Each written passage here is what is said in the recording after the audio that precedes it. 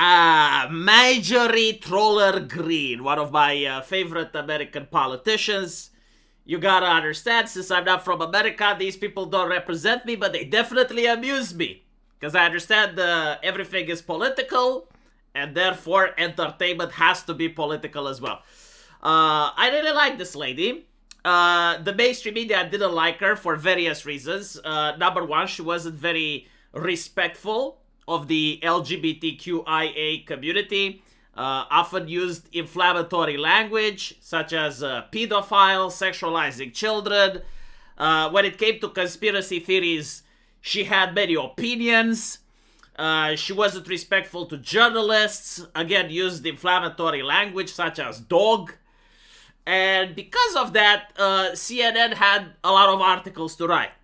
And in polite circles, you would have been ostracized if you said that you like this blonde lady. Now, she had a very interesting political career as a populist right-winger. And as you can see in this picture, Donald Trump, the president of the United States, literally had her back. And they had a really good relationship. Until recently. Now recently, I knew that something is up. Like, she came up in public and basically said that she's going to become more serious now.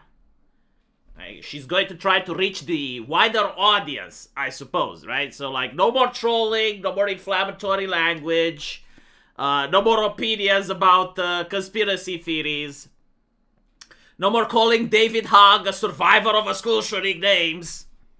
Yes, I know that he wasn't really there when it happened, but like, look, the mainstream media gets to make reality. So if the mainstream media says that he was a survivor, then by God damn it, he was. And Taylor Greene had opinions on him. But anyway, right, I digress. What I wanted to say is that when she basically said that she's gone with her trolling, like, I knew something is up, because I was like, well, who's tightening the screws? Like, what's going on? Why, you know, like, you don't just come out and say that unless there are constraints. And it turns out there were constraints, because immediately after, she decided to quit her political career. Now, the reason she quit, I definitely believe her. It was ideological. Apparently, Donald Trump, the person behind her, has decided to be more friendly with the donors. With the establishment, while she wanted to continue her populist trend. And so they reached an impasse. I believe it was over AIPAC, Israel, that type of thing. I can only suspect that she may have had opinions about that as well. And so Donald Trump ends up calling her Marjorie Traitor Greene, which I believe she considers a death threat. Very interesting, because I'm reading on the French Revolution, and death threats used to be stuff like, may you hang from the entrails of a priest. You know, like more visceral, like more primal, like more masculine. Now, apparently, death threats are things that are said on Twitter, or names such as Traitor Greene. Again, I don't know, like, if she's genuinely upset about that, or the journalists are hyping up that particular line from the interview. Like, maybe she got something else besides that, you know, like legitimate threats. I found out in a publication that someone said they're going to put a pipe bomb on her, but I couldn't verify that. Like, I couldn't find the actual interview where that said. So, whatever the case. The reality is that if you are a career politician in the Republican Party right now, and the Donald doesn't endorse you, or heaven forbid endorses someone else, it's going to be extremely difficult to gain a seat. And so she's probably thinking, look, I said a lot of things, like calling journalists dogs, going after David Hogg and stuff like that, which don't resonate very well with the donor class. And so her base is actually the populists. So I think from her mathematics is that currently stepping down and being true to her ideology and basically being true to her base is probably going to pay off in the future. Like, if she decides to run again 4 years from now or 8 years from now, she's going to have like a much stronger legacy than if people view her like AOC. AOC is definitely the definition of a sellout.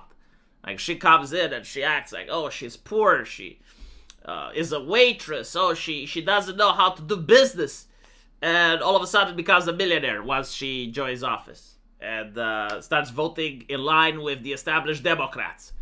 Right? Now, AOC's grift actually does work with the donors. Like, she is, despite of what she's doing with the Democrat donors, going great. With Taylor Greene, not so much.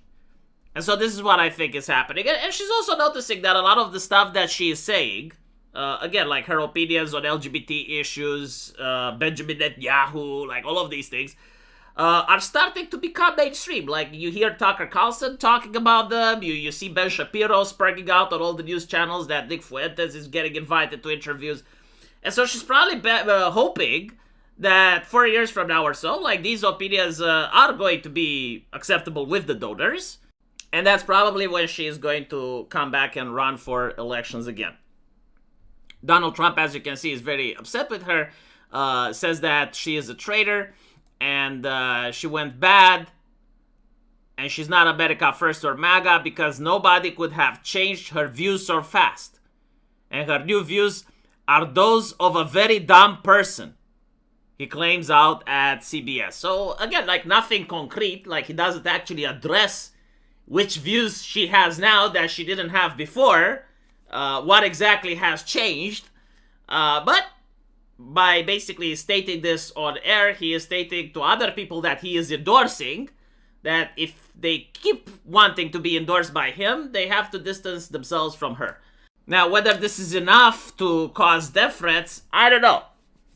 Personally, I find it very difficult to believe that the MAGA supporters of Trump would start sending death threats to a right-winger because the president disavowed them. This is usually something that the far left does towards right-wingers that have various takes on the LGBT community, or they have various takes on abortion. But I haven't seen like a right-winger do death threats and actual targeted harassment to another right-winger like Marjorie Taylor Greene. Nevertheless, she has decided to step down. And I guess I'll miss some of the interactions between her and the press, which were the highlight of my day back in 2018 all the way to 2020. I'll definitely miss those. Hopefully someone equally as funny is going to take her place.